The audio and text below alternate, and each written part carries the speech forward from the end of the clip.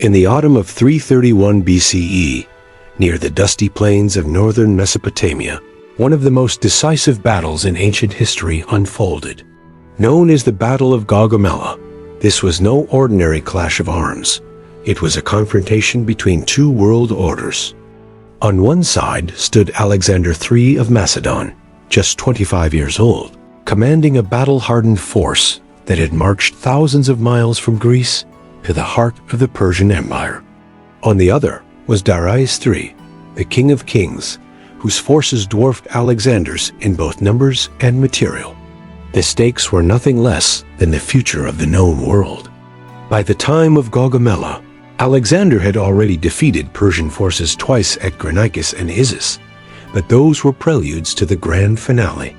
Darius had escaped from Issus and now sought to reassert his legitimacy. He assembled an enormous army, possibly numbering in the hundreds of thousands, drawn from across his empire's vast territories, from Indian war elephants to Bactrian cavalry to Scythian archers.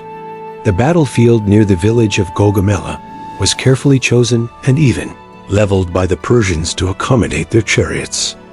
Darius hoped to use this terrain advantage to crush Alexander's smaller force once and for all. Alexander, however, was not merely a warrior. He was a military savant, deeply trained in strategy by none other than Aristotle and battle-tested by years of campaigning. His army, though outnumbered, was a tightly disciplined, highly mobile, and deeply loyal fighting machine. As dawn broke on October 1st, 331 BCE, Alexander addressed his troops not with promises of plunder, but with appeals to glory and legacy. He reminded them that they stood on the cusp of history, not only to defeat an empire, but to claim a place in the annals of greatness. The battle that ensued was a masterclass in strategic maneuvering and tactical execution. Alexander advanced obliquely to the right, drawing Darius's forces away from their favorable ground and stretching their lines. This was no accident. It was a calculated attempt to create gaps in the Persian formation.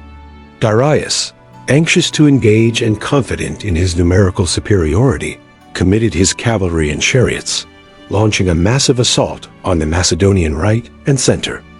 Alexander waited until the moment was right. Then, with his elite companion cavalry, he launched a thunderous charge toward the center of the Persian line, aimed directly at Darius himself. The speed, precision, and psychological shock of the charge shattered the cohesion of the Persian front.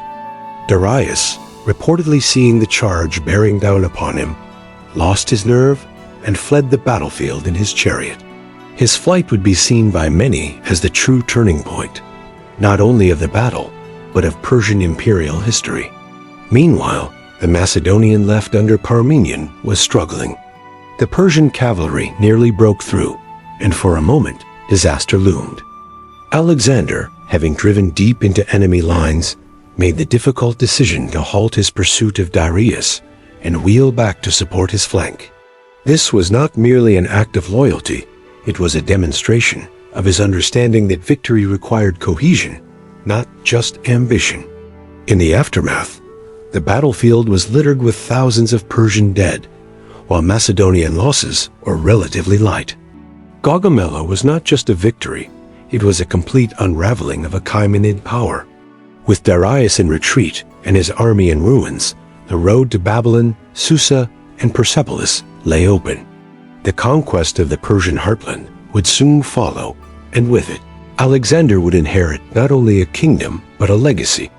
From a scholarly perspective, the Battle of Gaugamela is a case study in the limitations of numerical superiority. Darius had the advantage in men, equipment, and terrain, yet failed to leverage them effectively. Alexander's success was not the result of chance or divine favor, as some ancient sources suggested, but of systematic preparation, superior coordination, and psychological dominance. His ability to anticipate enemy movements, respond dynamically in the heat of battle, and inspire unwavering loyalty among his troops marked him as a general of a rare order.